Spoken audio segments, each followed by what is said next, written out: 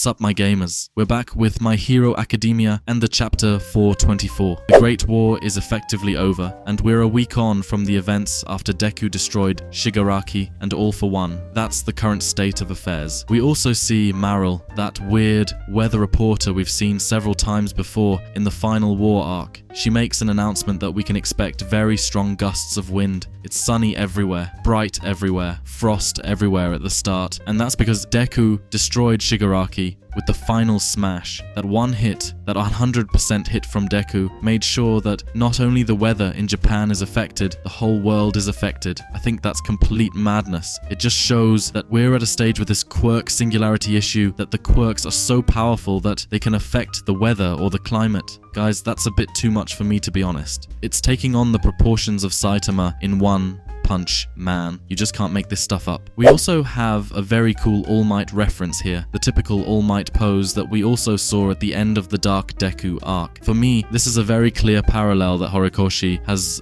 drawn here. Accordingly, everyone now has to deal with the cleanup. There are a lot of heroes internationally who are supporting Japan. America in particular has sent a lot of heroes. One wonders how long this reconstruction work will take.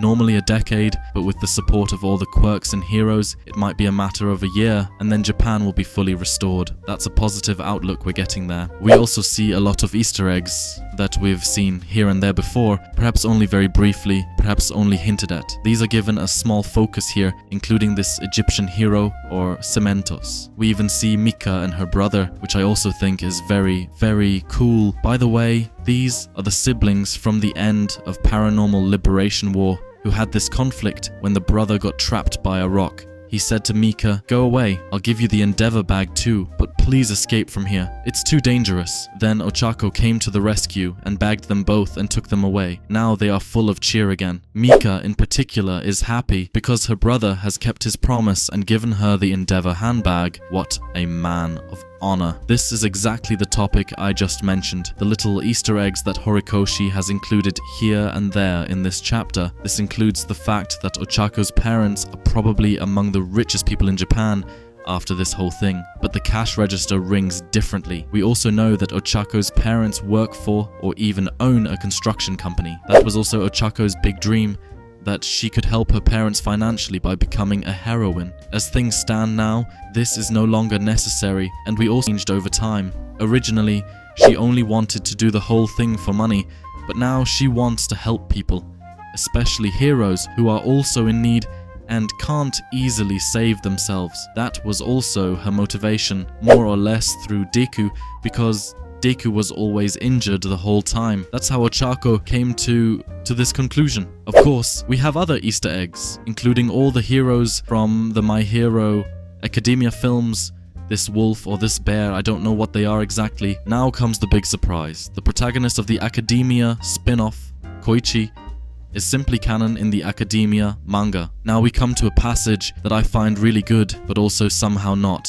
This is a bit weird, but I'll explain why. For a long time, My Hero Academia managed to build in consequences for the characters, and these consequences were serious, including Deku, who kept overdoing it, breaking his bones, shredding his muscles, and then the doctor said to him, "Hey, if you keep this up, it could have fatal consequences for you." It was also assumed that after the whole war arc, Deku would definitely have to live with these consequences. But nope, fiddlesticks. It was rewritten just like that. Oh yes, Deku can control One for All much better, and accordingly, these effects, these physical deficits, are no longer as serious as before. That's very, very weird for me. Accordingly, we have a certain inconsistent narrative style here, where Horikoshi didn't stick to his own principles and didn't follow through consistently. Even after Bakugo supposedly died, Shoto magically came around the corner in the next chapter and patched him up, and Bakugo then came back. That's another one of those things. Or Deku's lost hands, they just came right back because Eri was at the start. Or Eri's horn, whatever.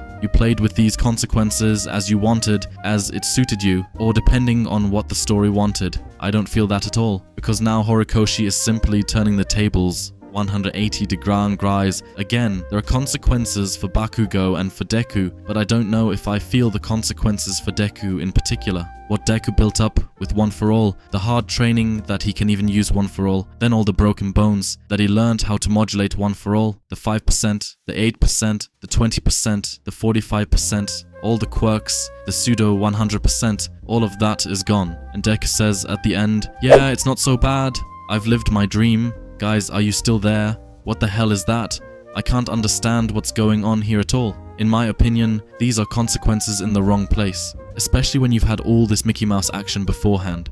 And the fact that Deku now only has the embers of One For All and nothing else is really lame in my opinion. If something doesn't happen, that he can at least keep the glow with him somehow, that he can use it his whole life, or that he can at least use the base form of One For All, that he's somehow still at the start, then I would understand that overall. But to dismiss it now in such a way that the Deku says, yeah, that's not so bad. Wow, guys. So, really, I don't know. Especially when we consider that One For All is the greatest gift for Deku, and that he plays down this fact. Like, that is really a bit strange. Of course, it could be that he's deliberately downplaying the whole thing to keep his composure, that he's trying to play it cool in front of Bakugo and the others, but is completely broken and crying inside. I can imagine that really well, because we even see a speech bubble that has been drawn a little more emotionally. So what's said doesn't match what the speech bubble looks like, which is perhaps supposed to subliminally show us, hey, Deku's true thoughts are completely different. And he also starts crying later on, so maybe he was just downplaying the whole thing. Even if the whole thing with the consequences is a bit strange, I have to say that the consequence for Bakugo is really good, because Bakugo is now experiencing the same thing that Deku experienced back then, when he completely exhausted himself, broke all his bones, and the doctor said to him, hey, if you carry on like this, it could have fatal consequences. Basically, Bakugo is now experiencing the same thing that Deku had to go through the whole time. It's also based on this principle of save by winning and win by saving. These were exactly the attributes that the other didn't have, and they had to support each other so that they could turn this weakness into a strength. In other words, they had to learn what they lacked from each other. In Bakugo's case, the rescue. It worked out perfectly, with the rescue of All Might and Deku winning by destroying Shigaraki. So now they've really reached 100% if you like, and that's a really cool thing. But it also means that Bakugo has to live with the same consequences as Deku. His right arm is completely broken. Incidentally, that's exactly the same right arm that was broken on Deku after he fought Muscular. That's a really cool reference that Horikoshi has included here. Let's continue with All Might and Deku. What a surprise, they're both in the same hospital room, partly for space reasons, but that doesn't matter now. It's mainly about the rescue of Tenko Shimura. As it turns out, Tenko wasn't saved. Deku couldn't somehow win Tenko over because he was ultimately the leader of the League of Evil until the very last second. Real talk. I think that's consistently written to the end, especially when we consider that there are different types of villains. There are villains who can be saved, including La Brava or Gentle Criminal. And then there are villains like Dabi or Shigaraki who can't be saved. In the worst case, even death has to ensure that they are redeemed. That was also the big issue in the conversation between Gran Torino and Deku. In any case, Deku tried his best to save Tenko, but in the end it didn't work. At least he was able to save the soul somehow, so Deku did what he could. If there is no other way, or if no other compromise can be reached, then you have to accept it. After all, All Might once said, you can't save everyone. So in a way, these statements have also become full circle. Nevertheless, it's tough stuff, to be honest. Something like that is not easy. That's why I think this is the best possible conclusion, the best possible outcome of this battle, at least in my opinion. The current chapter has a completely different facet, which I found very touching and very emotional. Real talk also made me tear up a little. It was when Bakugo realized that Deku was quirkless again. That's a really great moment, if we ignore the fact that Deku no longer has quirk. As I said, I don't think that's quite so good, but instead we get a very intense and probably the most blatant moment for Bakugo in the entire story, because he reflects on his whole life, his decisions, and the deeds he has committed in the past, especially in relation to Deku. He treated Deku very badly and belittled him. The fact that Bakugo is now crying because Deku no longer has quirk. Guys, how gross is that? Bakugo has grown so much as a character. If you look at how the guy started out and how he is now, there's a world of difference. The whole thing is also underpinned with a few flashback sequences to give us a more emotional pickup.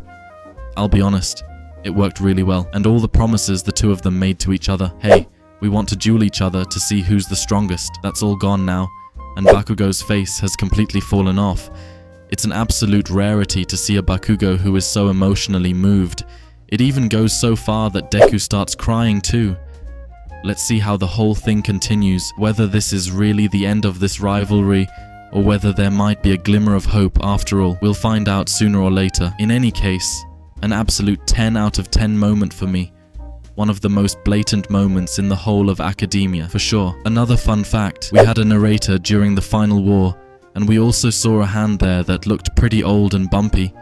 It could be that this hand actually belongs to Deku and not All Might. That was my assumption at the time. Yep, that could have been All Might's hand. But now, with the narration, the narrator is Deku, and the way he talks, he speaks as an old man. We could probably see Deku in the last chapter telling a story to young people about what happened back then, how he fought the strongest villain of all time. That would be a rad last chapter, I'll be honest. Let's see what happens next. In any case, that's it for this review. If you liked it, fill up the 1000 likes. Write me your opinion on this whole topic in the comments below, and we'll hear and see you again in further videos. Until then, peace out.